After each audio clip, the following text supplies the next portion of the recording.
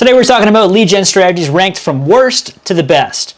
Now, by the end of this video, you're going to have a very clear understanding of the key differences, the pros, the cons of all the top social media platforms out there, and more specifically, what platforms you need to focus on depending on your unique skill set and your specific market if you want to generate a ton of leads so you can build long-term sustainable growth. Let's get right into it. All right, so here's a graph from one of my favorite books, Essentialism by Greg McKeown, and it reminds me of a ton of realtors because they spread their interests thin off a ton of different platforms, or on a bunch of different platforms rather, instead of focusing their energy on one single platform and reaping the results of it, which they should. And my video today, my goal of today's video rather, is to help you choose a platform to kind of stick to over a long period. Now I'm going to zoom in a little bit here. We're going to be ranking platforms on the following criteria, right? So we got lead quality, cost, competition, ease of getting started, the pros and cons, and a summary of if this platform is right for you. Now, at the very bottom of the list, we got TikTok and TikTok ads, and I'll explain why. Now, any of these strategies can work for you if you're the right realtor, right? So take this with a grain of salt. This is kind of from my experience of 5 years of running paid ads since 2019, and for realtors since 2022 exclusively. So, lead quality. We ran TikTok ads and lead quality is okay. I would say it's on the lower side just because of the demographic that is on TikTok. You are going to have a majority of viewers between the 18 to 34 demographic. So most of them aren't going to be home sellers, just like because of the demographic straight up. They're going to be a lot of home buyers and first-time home buyers primarily.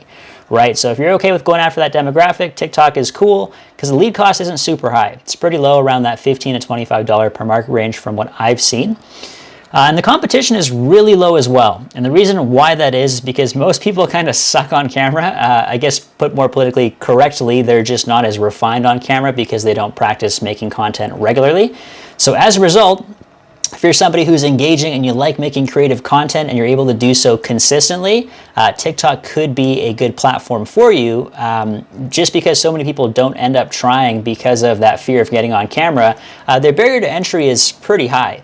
Right, now to kind of sum it all up here, the pros of TikTok is that it can be a great way to blow up fast and get a ton of views relative to, say, like even Instagram, Facebook, or YouTube, where it's going to take a lot more time to build a following. But with TikTok, if you can get a video to go viral, you'll blow up super quickly, right? But the challenge here is you need to know how to convert those views into leads. And usually that's done with something like a funnel, whether you're using ClickFunnels or Go High Level. You have a lead magnet that says, hey, check the link in my description to click, for so-and-so guide. They enter their name, email, phone number, and you follow up from there, right?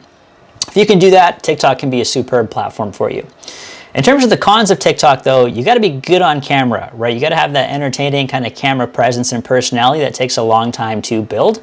Number two, you got to be able to edit your videos. If not, you can outsource that relatively easily too, but that's something just to mention. You need to know what kind of content to create. And the content that we see going viral on TikTok quite frequently are those home tour style videos, which are cool, but it's just a fair bit of work to actually film, right? You got to get permission of the realtor, maybe the homeowner, and so forth. I know a bunch of realtors who've almost gone into some hot water due to legal reasons, so that's a pretty big barrier right there. And lastly, in order to really be successful, you need to commit to a platform over an extended period of time to typically see success, right? So unless you're kind of a Gen Z millennial realtor who really grew up with social media and you really want to kind of pump out content over a long period of time without really a guaranteed return, TikTok is probably not the right platform for you. Now moving on to platform number 3. All right, here we got Google pay-per-click. Now this is debatable, but this is just from my experience working with realtors. We like to get our realtors seller leads specifically. If you want to get buyer leads, Google is great for that, but on the seller lead, I've seen pretty questionable results in most markets, right? So the lead quality on Google, a lot of people say the lead quality can be higher, and that is true for the most part, right? Because people have search intent where they're actually searching for, hey, homes in Vancouver or whatever it might be. But as a result, though, a lot of these leads you're going to get are going to be geared towards people wanting to buy a home. Yeah, do some home buyers sell as well? In our experience, about 15 to 20%. If you're a listing agent, I don't really recommend Google pay-per-click because you're going to get majority of buyer leads, right? Now, the lead cost, depending on your market, it can be low if you're in a lower competition market, but The way Google pay-per-click works is that it's a bidding system. So if you're in a higher competition market, like, you know, Toronto, anywhere in the GTA, like if you're in Vancouver, say Los Angeles, New York, San Francisco, your pay-per-click cost is going to be absurd, right? Like if you're in some of these denser cities with a lot of realtors, people are all bidding for the same keywords to try and rank. Google kind of, you know, hikes the price up a little bit, so you're going to be paying a premium. So keep that in mind. It depends on your market there. Now, in terms of the ease of getting started, you're probably not going to run your Google ads by yourself. Like with TikTok, it's relatively straightforward enough. Facebook is pretty easy, but with Google, the targeting is tough to master. And you're going to need to set up conversions tracking. You're going to have a funnel or a website or an IDX integrated website like Real Geeks, for example. So you're likely going to need a third-party company or an agency to set that up for you, right? So just keep that in mind. Now, in terms of the pros, right? So Google as a platform is probably the most consistent and predictable platform out there, because if you think about the way Google works, right? People are always searching for these keywords every single day. So as a result, like you're always going to have basically fresh people to show your ad to, right? So that's one of the biggest pros of Google, is just the sheer consistency of your ads, and then you can let them run for a really long time, right? Now, in terms of the cons, right, it can be costly depending on your market. Again, if you're in a denser area, your cost per click is going to be a lot higher. Difficulty to set up, you're probably not going to be able to set these up on your own, or if you do set them up on your own, you're probably not going to be able to optimize them in a way that an agency would be able to do, so keep that in mind. Most of the Google strategies that actually work are going to be geared towards home buyers versus sellers. So if you want specifically seller leads, probably wouldn't recommend Google pay-per-click, just because costs are a lot higher and there's so many more buyers, right? And lastly, a lot of realtors that we speak with, you know, they've ran Google pay-per-click ads where they go to an IDX website, you click 1 or 2 homes, and you got to put up a name, put in your name, email, or phone number to keep browsing. So as a result, you get a lot of people who are like, oh, I just kind of wanted to see one property, and then, like, I don't want to, I'm going to fill out some fake information just so I can keep browsing, right? You get a lot of false information, and you get a lot of lead flow. So if you have, you know, really a realtor or a team or an ISA who's willing to call and qualify all these leads, this can be a fantastic strategy, right? But if you're just like a solo realtor without a team, without like a buyer's agent or a seller's agent, I probably don't recommend Google pay-per-click, because you're just going to get flooded with volume, and it's going to be up to you to sift through that volume. And typically, most of these campaigns only really convert at about 1% per year on average. Good realtors maybe 2 or 3%, but typically 1% is pretty common. So for that reason, I don't really love Google pay-per-click, but hopefully that makes sense. And moving on to number 2, right? So we got Facebook and Instagram, or the Meta ecosystem, right?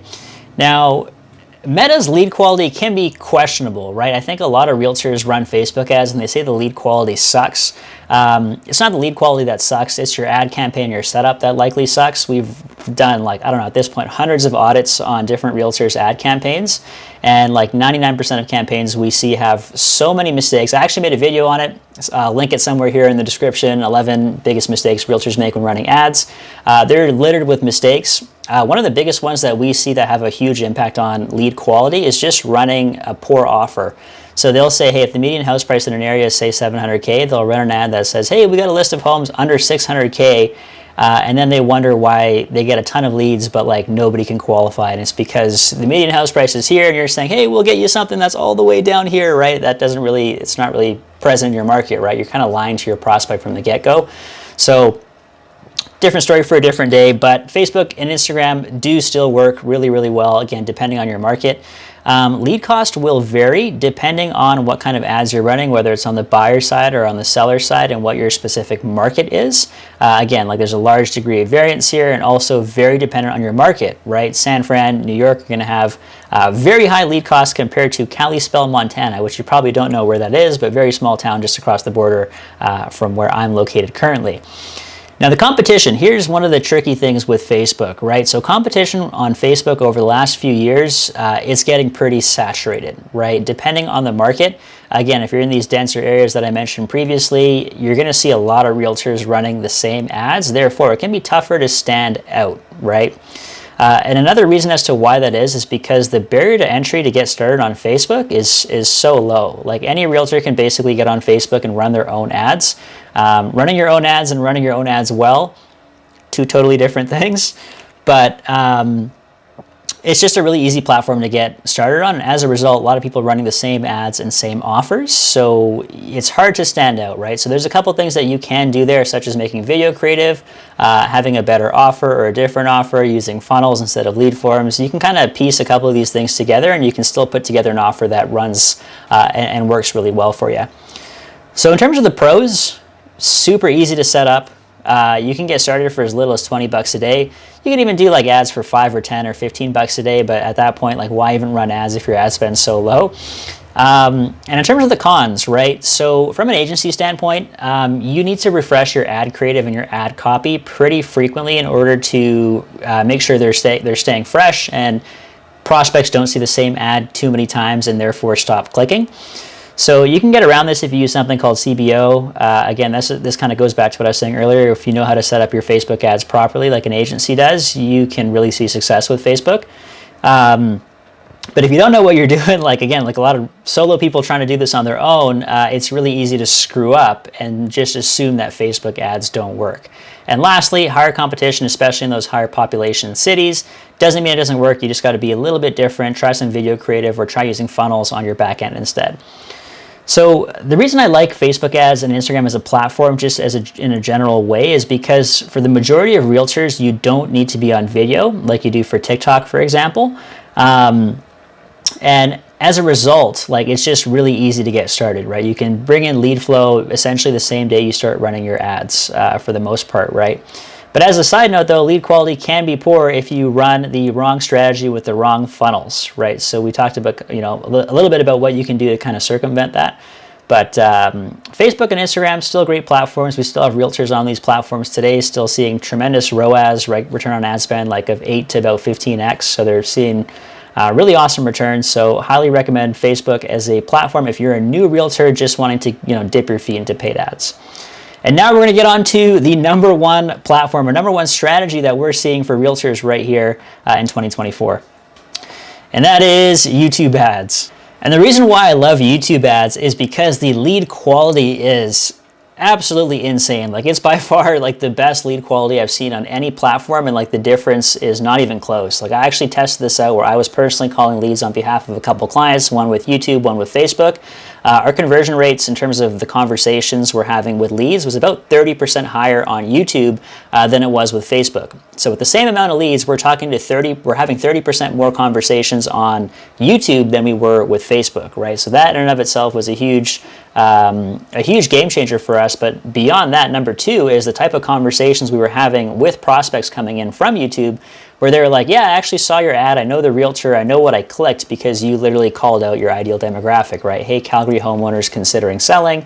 Here's our free guide. Oh, wow, you gave me some value. So by the time you call that prospect, they're really warmed up and they have some level of familiarity with you, right?